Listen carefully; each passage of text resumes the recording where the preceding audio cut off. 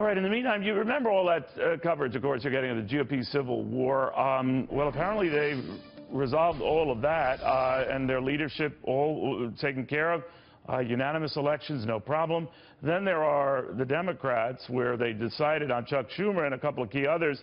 But in the House, they're delaying everything. So that would appear to be a bit of a civil war going on there, but I don't see any coverage. Mark Serrano is a Proactive Communications. He's the president there, former advisor to President Bush. Brad Gerstman, attorney and Democratic strategist. Last but not least, Kelly Riddell, Washington Times deputy opinion editor. Kelly, what is your sense of what's going on with the Democrats, particularly this soul searching, not only in the quest to find a new DNC chief, but maybe a replacement for Nancy Pelosi in the House? They're absolutely shell-shocked right now. Everyone thought that they were going to win.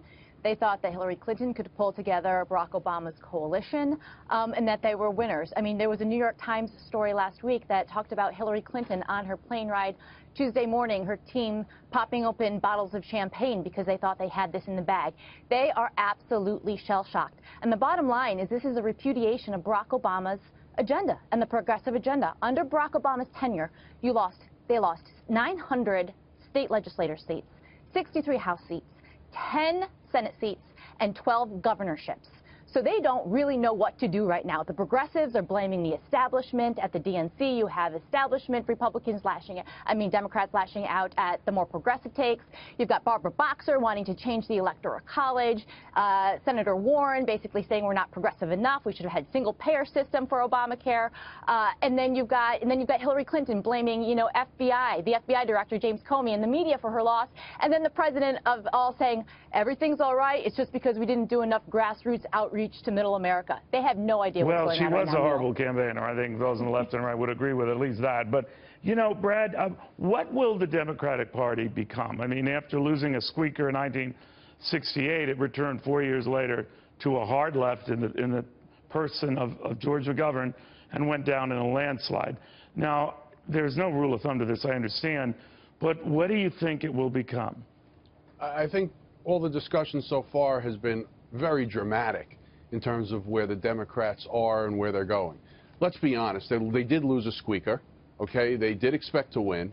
But on the other hand, keep in mind, the Democrats represent a larger tent than the Republicans. So anytime there are any differences of opinion within the Democratic tent, obviously there are going to be, a lot of voices on one side and the other. Which voices will win out, do you think? I think this will be tinkering around the edges. Come on, there's not going to be a complete change of direction with the Democratic Party. See, I think, Brad, you're the expert here. No, you're the expert here, but as you know, I read a prompter, so I qualify. But I think the party is going to go hard left. And I think it's going to go much more left. Now, that might or might not work out for them, but given some of the key appointments I've seen, at least in the Senate, elevating Bernie Sanders, obviously Chuck Schumer, that's an even swap, I understand, with Harry Reid. But I think you get my point that the party will take an even harder charge because that was where the passion was with Bernie Sanders when he was running. I have to just add one thing. The only thing this election was missing was a message. Hillary Clinton was an awful candidate with no message and tremendous amount of baggage, and we saw that. So we're not so far off as Democrats. All right. Mark, what do you think of that? That every party reassesses itself. Many Republicans hardly thought that Donald Trump would be their savior, and here he is now, the next president of the United States. What do you think happens here? Where's all the talk about an autopsy report from the media, Neil? Just like they did in 2008 and 2012 for the Republicans. I think the coroner for the Democrat Party is actually in front of Trump Tower organizing protests right now, so he's too busy to do that. Look, the reality is 3 out of 4 national elections since after 2008, the Democrat Party have gotten creamed. Barack Obama's party got creamed, and now they have embraced in their leadership a 74-year-old socialist who has as far left views as anybody and refuses to join the Democrat Party. This party has taken a hard left turn, and they're going to be suffering a long time because of it.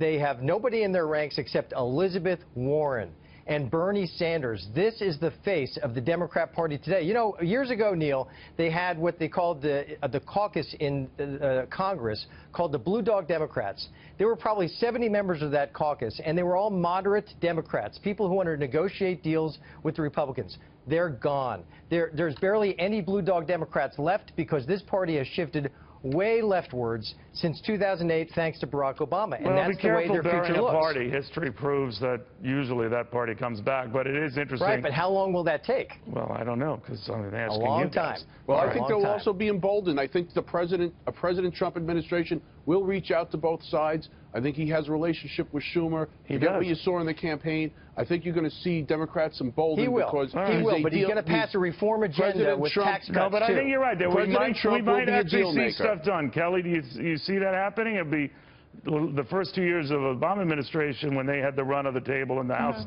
and the Senate was their way or the highway. What do you think Team Trump does with the Republicans? I think Donald Trump has a mandate. And if we look at the 2018 elections coming up, there's 25 Democratic seats up in the U.S. Senate.